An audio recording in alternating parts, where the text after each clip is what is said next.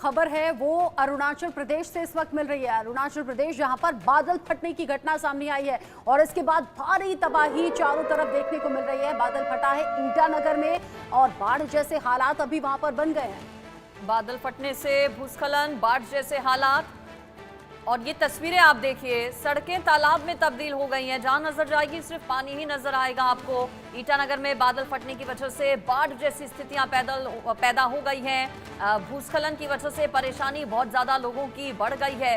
पिछले कई दिनों से यहाँ पर बारिश हो रही है, लेकिन अब बारिश इस कदर मुसीबत बन गई है कि जनजीवन अस्त व्यस्त पूरे तरीके से हो गया है। बादल तक फट गया है। बादल फटने की वजह से लोगों का जीवन पटरी से उतर गया है।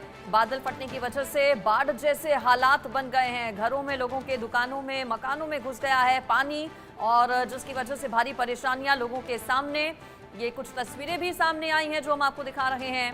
और पिछले कुछ दिनों से बताया जा रहा है कि यहाँ पर लगातार बारिश हो रही थी। पहले से ही मुसीबत लोगों की बढ़ी हुई थी भारी बारिश की वजह से, लेकिन जब बादल फटा तो बाढ़ जैसे हालात पैदा हो गए हैं। गाड़ियां रेंग रेंग कर चल रही हैं। भारी मुसीबत में लोग पड़ गए हैं बादल फटने की वजह से। जब भी बादल फटता है तो बहुत बड़ा सैलाब आता है, बहुत ज्यादा तादाद में पानी आता है और सिर्फ पानी नहीं आता, उसमें मलबा आता है, उसमें बड़े बड़े पत्थर आते हैं। और जब यहाँ बादल फटा ईटानगर में तो यहाँ भी ऐसी ही स्थिति देखी गई है। एक होती है नॉर्मल बारिश जिसमें आपको सड़कों पर भरा हुआ पानी दिख जाएगा, लेकिन एक होता है बादल फटने के बाद की घटनाएं, वो बहुत ज़्यादा तबाही वाली और बहुत ज़्यादा डरावनी होती है जो यहाँ आप देख रहे हैं। क्योंकि अगर सैलाब अपने साथ आता है तो बहुत बड़ी तबाही लेकर आता है और जहाँ जहाँ से आपको सैलाब गुजरता हुआ दिखेगा वहाँ वहाँ तबाही के मंजर आपको नजर आएंगे। ऐसे में घरों को काफ़ी ज़्यादा नुकसान हुआ है, सड़कें बर्बाद हो गई हैं। जो वाहन सड़कों पर जा रहे हैं उन्हें समझ में नहीं आ रहा कि सड़क कहाँ पर है, गड्ढा कहाँ पर है, क्योंकि जगह जगह सड़कें भी टूट गई हैं। ऐसे में ईटानगर में जो आम लोग घरों से निकल रहे हैं वो अपनी जान जोखिम में डालकर निकल रहे हैं। ये बड़ी तबाही है। इससे निपटने में शासन प्रशासन के भी पसीने छूट रहे हैं।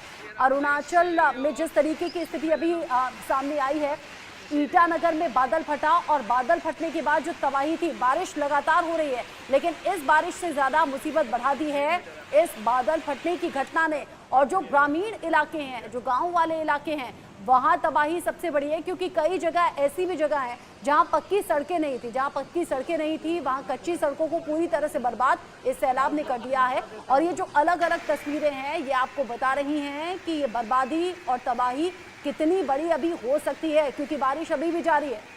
बिल्कुल, और मौसम विभाग की माने तो मौसम अभी इसी तरह से बना रहने वाला है आगे कुछ और दिनों के लिए। यानी कि मुसीबत अभी लोगों की कम नहीं होने वाली है। पहले से ही बारिश ने बहुत ज़्यादा परेशानी बढ़ाई हुई थी, लेकिन अब बादल फटने की वजह से स्थितियां भयावह हो गई हैं। बादल फटने के बाद वहां पर मंजर किस तरह का है वो आप तस्वीरों में देखकर समझ सकते हैं। कई इलाके जो निचले इलाके थे वो पूरे तरीके से पानी में डूब चुके हैं। बताया जा रहा है कि हजारों की संख्या में लोग प्रभावित हुए हैं। निचले इलाकों में जो लोग रह रहे थे, कई फीट तक उनके घरों में घुस चुका है पानी। ऐसे में प्रशासन के सामने भी बड़ी चुनौती। जो निचले इलाकों में लोग रह रहे थे उन्हें सुरक्षित जगहों पर प्रशासन की ओर से पहुंचाया गया।